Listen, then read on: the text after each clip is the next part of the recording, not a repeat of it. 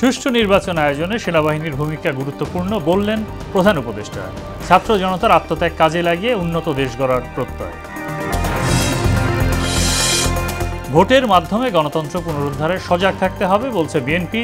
কারচুপির চেষ্টা হলে কঠিন পরিণতি, হুঁশিয়ারি জামায়াতের। তত্ত্বাবধায়ক ফিরে আসা ইতিবাচক বলছে সর্বস্তরের মানুষ। ব্যবস্থাকে প্রভাবমুক্ত ও বিতর্কের ঊর্ধ্বে রাখার পরামর্শ বিশেষজ্ঞদের। এবং 5.7 মাত্রার ভূমিকম্পে রাজধানী সহ সারা দেশে নিহত 10, আহত 4.5 শতাধিক, বিভিন্ন স্থানে ব্যাপক ক্ষয়ক্ষতি।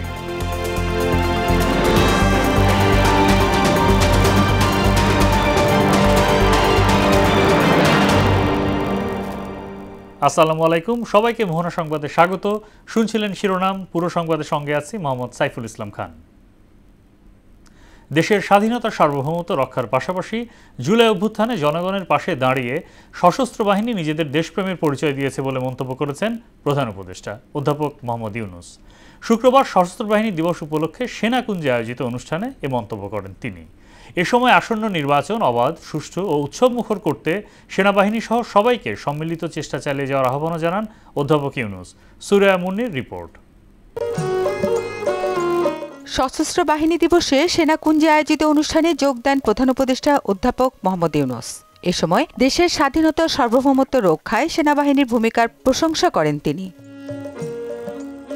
জুলাইয়ে ছাত্র জনতার আত্মত্যাগে অর্জিত সুযোগ কাজে লাগিয়ে সুন্দর ও সমৃদ্ধশালী নতুন বাংলাদেশ গড়ার প্রত্যয় জানান প্রধান উপদেষ্টা। দেশ রক্ষা ও জনকল্যাণমূলক কাজে ব্যাপক সংখ্যক ছাত্র ও যুব সম্প্রদায়কে সম্পৃক্ত করার উদ্দেশ্যে বিএনসিসির কার্যক্রম বহুগুণ বৃদ্ধির নীতিগত সিদ্ধান্ত নেওয়া হয়েছে। দেশের গণতান্ত্রিক উত্তরণে আগামী নির্বাচন খুবই তাৎপর্যপূর্ণ উল্লেখ করে এতে সশস্ত্র বাহিনীকে গুরুত্বপূর্ণ ভূমিকা পালনের আহ্বানও জানান তিনি। আমার সুদৃঢ় বিশ্বাস এটি নির্বিঘ্ন ও উৎসবমুখর নির্বাচন হবে।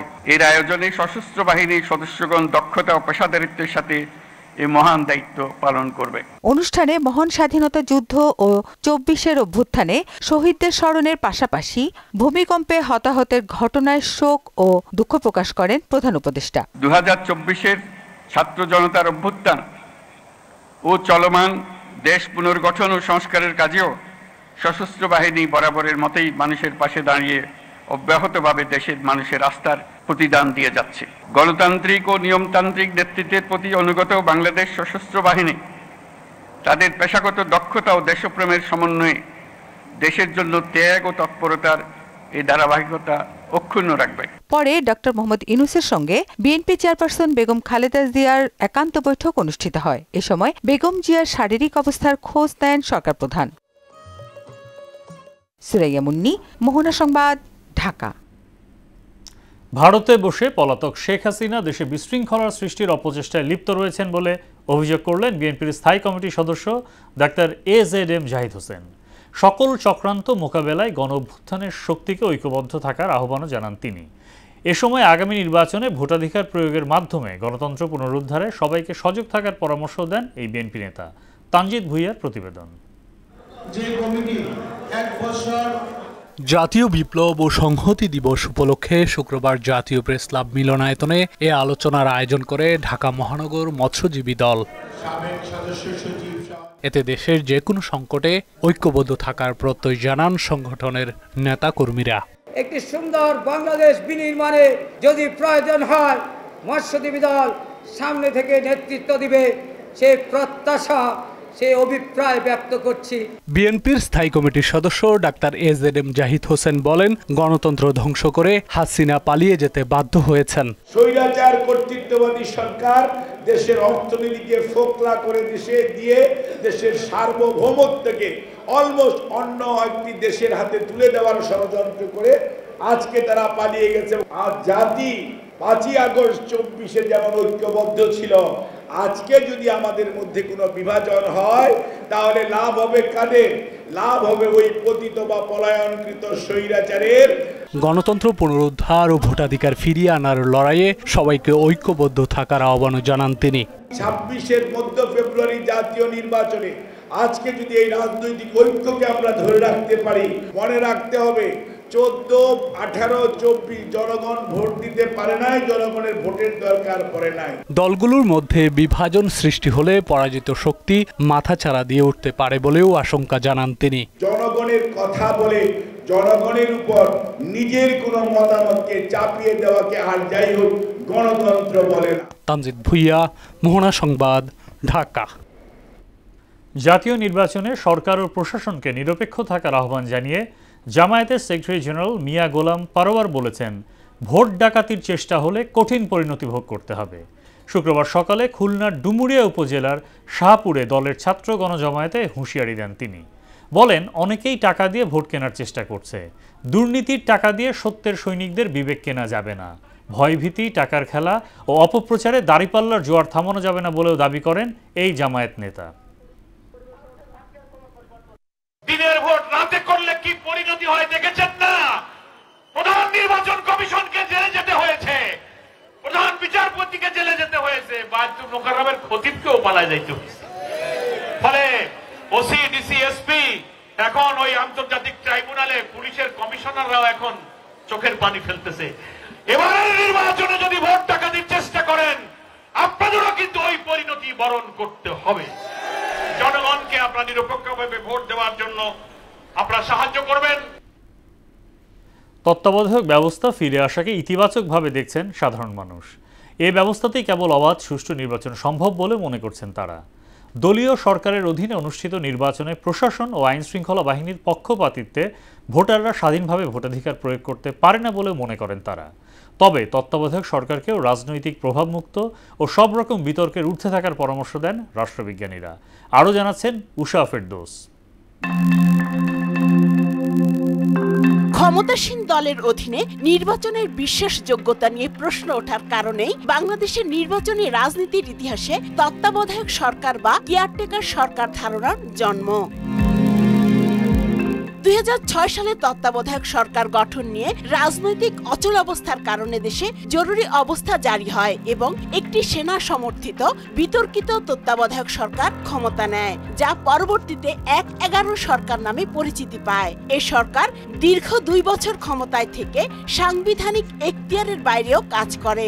এমন প্রেক্ষাপটে 2011 সালের 10 মে সুপ্রিম কোর্টের আপিল বিভাগ ত্রয়োদশ সংশোধনীকে অবৈধ ঘোষণা করেন।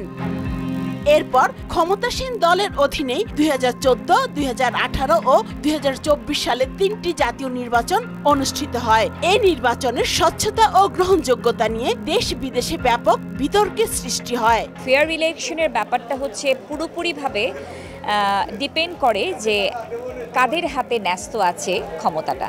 মানুষের একটা বড় চাওয়ার জায়গা হচ্ছে যে একটা ফ্রি ফেয়ার ইলেকশন, অন্তর্ভুক্তিমূলক একটা নির্বাচন হোক, এটাই আমাদের আশা। এমন অবস্থায় রাজনৈতিক দল সহ বিভিন্ন মহল থেকে তত্ত্বাবধায়ক ব্যবস্থা ফেরানোর দাবি ওঠে। জুলাই অভ্যুত্থানে আওয়ামী লীগ সরকার ক্ষমতাচ্যুত হলে আবারও সর্বোচ্চ আদালতে ওঠে তত্ত্বাবধায়কের বিষয়টি। তত্ত্বাবধায়ক সরকারটা খুব দরকার, কারণ কেউ ক্ষমতায় থাকলে আমরা দেখি সে তার ক্ষমতার অপব্যবহার করে। সবাই যেহেতু একই মত দিচ্ছে যে কেয়ারটেকার নির্বাচন হলে ভালো হবে, আমি একটা এখানে ভরসা রাখতে পারি যে এটা ফেয়ার ইলেকশন হবে। রাজনীতির ধরন বিবেচনায় এদেশে দলীয় সরকারের অধীনে সুষ্ঠু নির্বাচন সম্ভব নয় বলে মনে করেন এই রাষ্ট্রবিজ্ঞানী।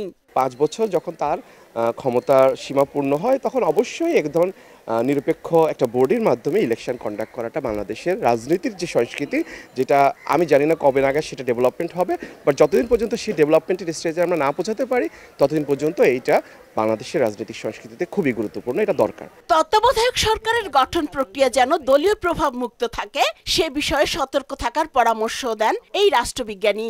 তত্ত্বাবধায়ক সরকারের স্ট্রাকচারটা সেভাবে গঠন করা যাতে কেউ বা কারা পলিটিক্যাল ক্ষমতা এসে এটা ইঞ্জিনিয়ারিং করে এটাকে ম্যানিপুলেট করতে না পারে। একটা মোটামুটি একটা নিরপেক্ষ, আপাত দৃষ্টিতে একটা নিরপেক্ষ যাতে বডি তৈরি হয় যাদের কাজই হচ্ছে যে নিরপেক্ষভাবে ইলেকশনটা কন্ডাক্ট করা। উষা ফেরদৌস, মোহনা সংবাদ, ঢাকা। রাজধানী সহ দেশের বিভিন্ন স্থানে ভূকম্পন অনুভূত হয়েছে। শুক্রবার সকালে 10:40 দেখা দেয় ভূমিকম্প। আবহাওয়া অফিস জানায় রিক্টার স্কেলের মাত্রা 5.7 এবং উৎপত্তিস্থল নরসিংদী জেলার মাধবদীতে। এদিকে ভূমিকম্পে পুরান ঢাকায় ভবন ধসে 3 জনের মৃত্যু হয়েছে, আহত হয়েছে অনেকে।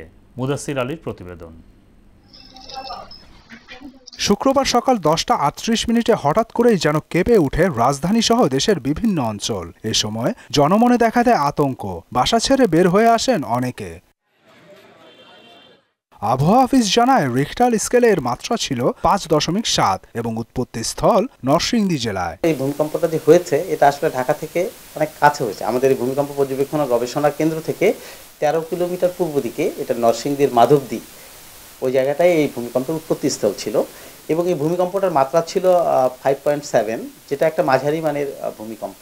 ভৌগোলিক অবস্থানের কারণেই বাংলাদেশ ভূমিকম্পের বড় ঝুঁকিতে আছে বলেও জানান এই আবহাওয়াবিদ। বাংলাদেশের অবস্থানটা, আমরা আছি ইন্ডিয়ান প্লেটে এবং এই ইন্ডিয়ান প্লেটটা আপনার মুভ করতেছে নর্থ ইস্টে এবং আমাদের যে বাংলাদেশের নর্থ রিজিয়ন, যেটা আমরা বলি মানে সিলেটের নর্থে, আমাদের ঠিক তার উপরে আছে আমাদের ইউরেশিয়ান প্লেট।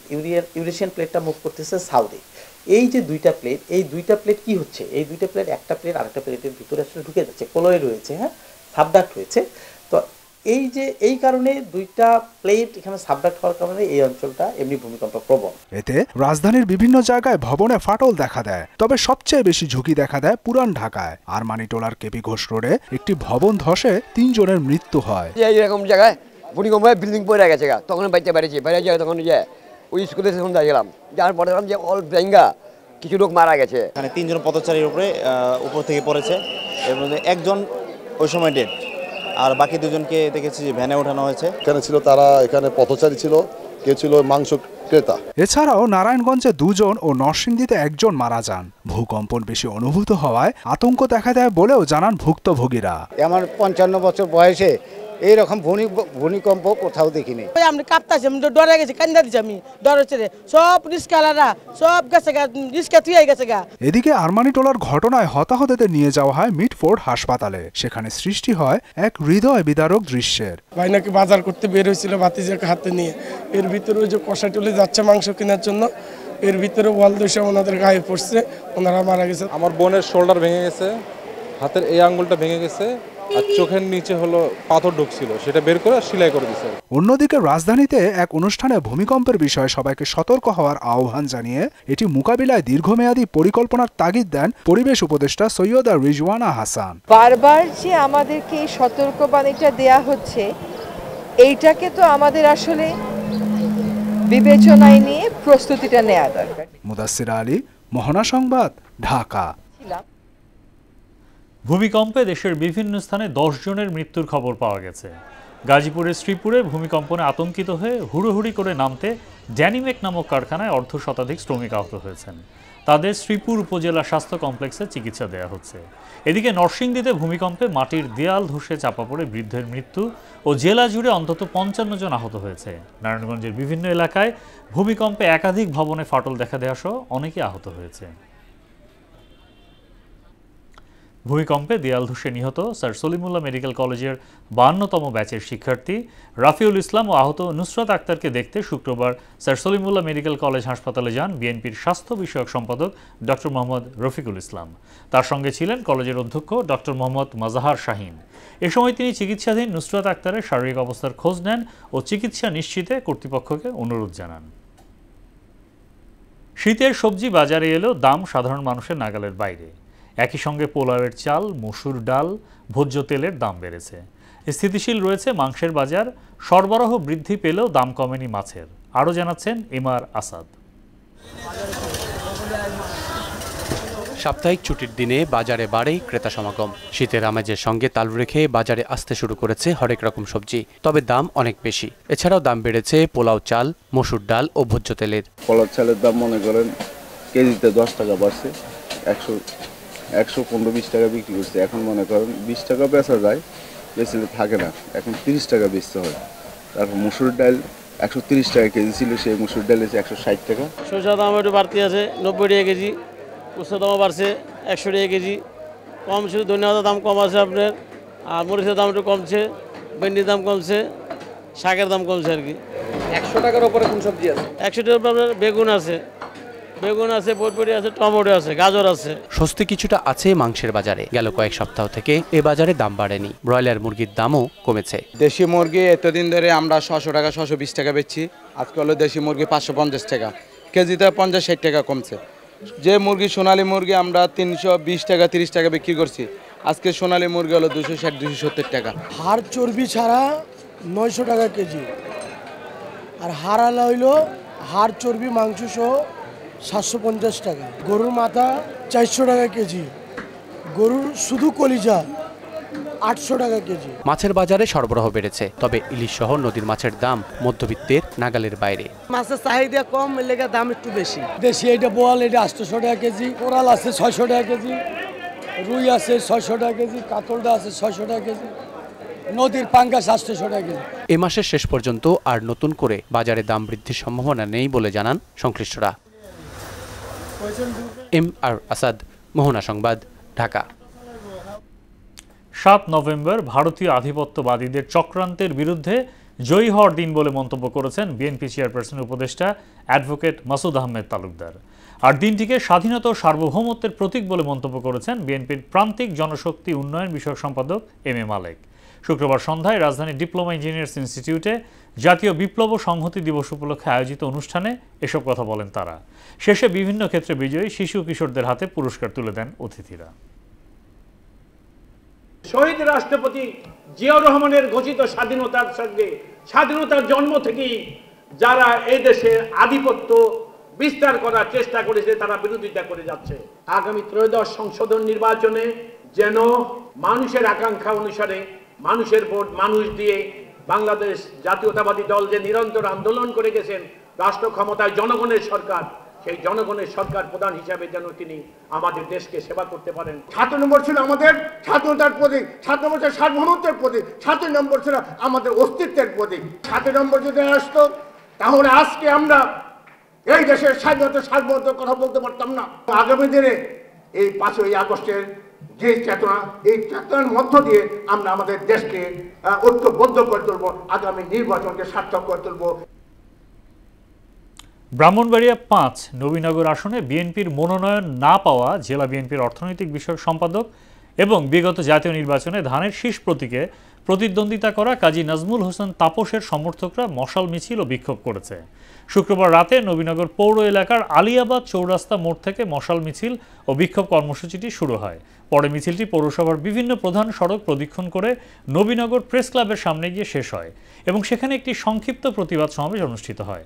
সমাবেশে বক্তব্য রাখেন বিএনপির সদস্য হযরত আলী, ছাত্রদল নেতা আশরাফুল ইসলাম রাজু, আপেল মাহমুদ প্রমুখ। বক্তারা অভিযোগ করেন জেলা বিএনপির দুঃসময়ে তাপসের অনুসারীরা মাঠে থেকে বিভিন্ন মামলা, হামলা, হয়রানি ও রাজনৈতিক চাপের মুখে থেকেও দলকে ধরে রেখেছেন। অথচ তাদের উপেক্ষা করে মনোনয়ন দেওয়া হয়েছে একজনকে, যিনি বিগত সময়ে কোনো দলীয় কর্মসূচিতে অংশ নেননি। আজকে যারা আমরা বিগত 17 বছর রাজপথে আন্দোলন করেছি, সংগ্রাম করেছি, হরতাল করেছি, অবরোধ করেছি, পুলিশের মামলা খেয়েছি এবং বাড়ি বাড়ি দিয়ে পুলিশ আমাদের হয়রানি করেছে, মাকে হয়রানি করেছে, বাবাকে হয়রানি করেছে।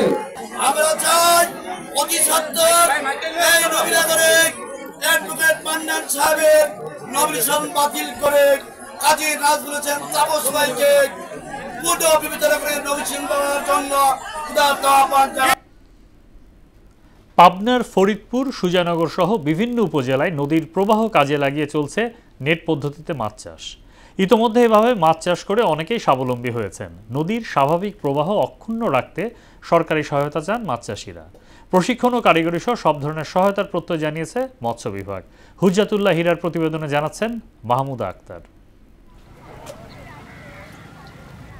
পাবনার ফরিদপুর, সুজানগর সহ বিভিন্ন উপজেলায় নদীতে চলছে নেট পদ্ধতিতে মাছ চাষ। পানির প্রবাহ কমে যাওয়ায় কম খরচে ও স্বল্প পরিশ্রমে এই পদ্ধতিতে মাছ চাষে ইতোমধ্যে অনেকেই স্বাবলম্বী হয়েছেন। এ পদ্ধতিতে মাছের উৎপাদন বাড়ায় বাজারে চাহিদা মেটার পাশাপাশি তৈরি হচ্ছে কর্মসংস্থানেরও।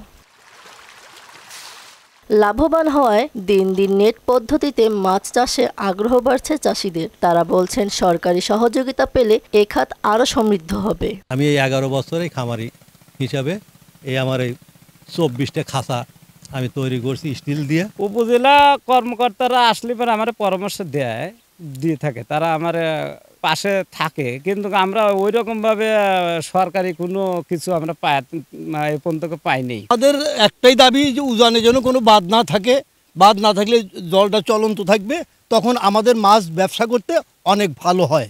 নদীর প্রবাহ কাজে লাগিয়ে যারা নেট পদ্ধতিতে মাছ চাষ করছে তাদের জন্য প্রশাসনের পক্ষ থেকে সব ধরনের সহযোগিতার কথা বললেন উপজেলার নির্বাহী কর্মকর্তা। যারা মাছ চাষ করছে মৎস্যজীবী তাদেরকে আমরা আসলে আরও প্রণোদনা দিয়ে এবং আরও সহযোগিতা করে তাদেরকে ইতিবাচক যে ভূমিকা রাখছে সেটার জন্য আমরা তাদেরকে এগিয়ে আনতে চাই। উন্মুক্ত জলাশয়ে খাঁচা তৈরি করে তাতে নেট দিয়ে মাছ চাষ করাতে উৎপাদন বাড়ছে জানিয়ে উপজেলা মৎস্য কর্মকর্তা জানালেন, প্রবাহমান পানিতে চাষ হওয়ায় এই মাছ সুস্বাদু ও স্বাস্থ্যসম্মত।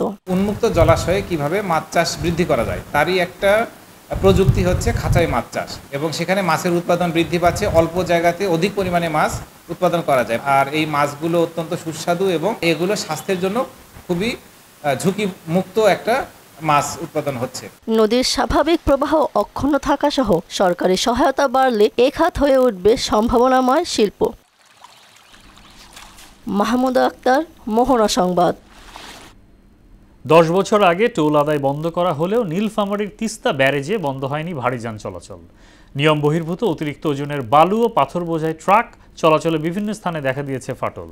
যান চলাচল নিয়ন্ত্রণে দ্রুতই ওজন স্কেল স্থাপনের চেষ্টা চলছে বলে জানিয়েছেন কর্তৃপক্ষ। মাইনুল হকের প্রতিবেদন, জানাচ্ছেন সিফাত রহমান জেসি। নীলফামারীর তিস্তা ব্যারেজ দিয়ে অতিরিক্ত ওজনের যানবাহন চলাচলে বিভিন্ন স্থানে ফাটল দেখা দিলেও বুড়িমারি থেকে পাথর ও বালু বোঝাই ট্রাক চলছে নিয়মিত। ব্যারেজে ব্যারিকেড দিয়েও থামানো যাচ্ছে না এসব ভারী যান। ক্ষতির পরিমাণ কমাতে ডালিয়া উন্নয়ন কর্তৃপক্ষ 10 বছর আগে টোল আদায় বন্ধ করলেও থামানো যাচ্ছে না ভারী যানবাহন চলাচল।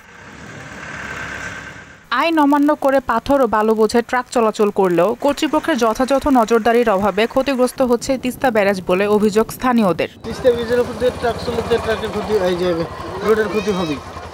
এর আগে দেখা গেছিল যে ফাটা হয়েছিল, এর কারণে তিস্তা ব্যারেজে গাড়ি ঘোড়া বন্ধ করে দিয়েছিল। ভারী পাথরের ট্রাক বালু নিয়ে ব্যারেজের উপর দিয়ে যায়। বুড়িমারি থেকেই ট্রাকগুলো তিস্তা ব্যারেজ দিয়ে আসতেছে, পাথরের ট্রাক। এই জন্যে আপনার মানে ব্রিজটার ক্ষতি হইতেছে। এটা সরকারের কাছে আবেদন যে এই ট্রাকগুলো না আসলে ব্রিজটা ভালো থাকবে। ব্যারেজের দুই ধারে ওজন স্কেল বসানোর মাধ্যমে যানবাহন চলাচল নিয়ন্ত্রণের আশ্বাস দিলেন নির্বাহী প্রকৌশলী। আমাদের মেকানিক্যাল ডিভিশনের মাধ্যমে আমরা আমাদের তিস্তা ব্যারেজের দুই পাশে ওয়েট স্কেল তৈরি করতেছি। ওটা অলরেডি এস্টিমেট মানে ওরা করা হয়ে গেছে, শীঘ্র টেন্ডার হবে। এটা যদি হয়ে যায় তাহলে আমরা আমাদের এখান থেকে ট্রাকগুলোকে র্যান্ডমলি চেক করতে পারবো। কার্যকরী পদক্ষেপ গ্রহণের মাধ্যমে তিস্তা ব্যারেজের মতো গুরুত্বপূর্ণ স্থাপনা রক্ষার দাবি নীলফামারীবাসীর। সিফাত রহমান জেসি, মোহনা সংবাদ। আন্তর্জাতিক প্রসঙ্গ।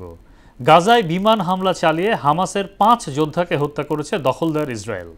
ইসরায়েলি প্রতিরক্ষা বাহিনীর নাহাল ব্রিগেড এই হামলা চালায়। তারা দাবি করেছে হামাসের যোদ্ধারা সুড়ঙ্গ থেকে বের হয়ে ইসরায়েলি সেনাদের দিকে এগিয়ে আসছিল, যা ইসরায়েলি সেনাদের জন্য ঝুঁকির কারণ হয়ে যায়। এ কারণে তাদের লক্ষ্য করে বিমান হামলা চালানো হয়েছে। এদিকে ভারতের কাছে $92.8 মিলিয়ন মূল্যের জ্যাভলিন মিসাইল সিস্টেম সহ বিভিন্ন সামরিক সরঞ্জাম বিক্রির অনুমোদন দিয়েছে মার্কিন যুক্তরাষ্ট্র। এই বিক্রয় চুক্তি ভারতের প্রতিরক্ষা ব্যবস্থা শক্তিশালী করবে। শিক্ষা কনসালটেন্সি খাতের ইতিবাচক উদ্যোগ এবং পেশাজীবীদের মধ্যে পারস্পরিক সম্পর্ক উন্নয়নে শুরু হলো admission platform fact cap cricket টুর্নামেন্টের 8ম আসর। সকালে ফরেন অ্যাডমিশন এবং ক্যারিয়ার কনসালটেন্টস অ্যাসোসিয়েশন আয়োজিত শ্যামলী ক্লাব প্লেগ্রাউন্ডে খেলার উদ্বোধন করেন কমার্স ব্যাংকের উপব্যবস্থাপনা পরিচালক জহিরুল আলম। এ সময় অন্যদের মধ্যে আরও উপস্থিত ছিলেন ফ্যাক্ট ক্যাবের senior vice president Bashir Ahmed, general secretary Mehedi Hasan সহ অন্যরা। শেষ করব মোহনা সংবাদ, যাবার আগে শিরোনামগুলো আরও একবার।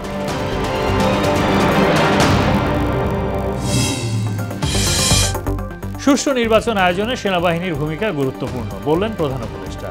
ছাত্র জনতার আত্মত্যাগ কাজে লাগিয়ে উন্নত দেশ গড়ার প্রত্যয়।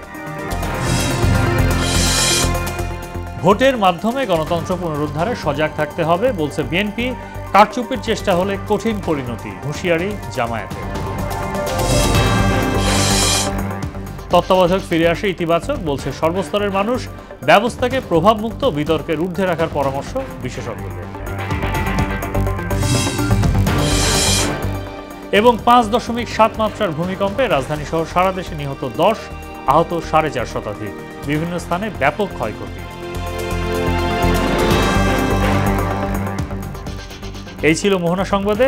মোহনার সবশেষ খবর জানতে ভিজিট করুন www.mohona.tv।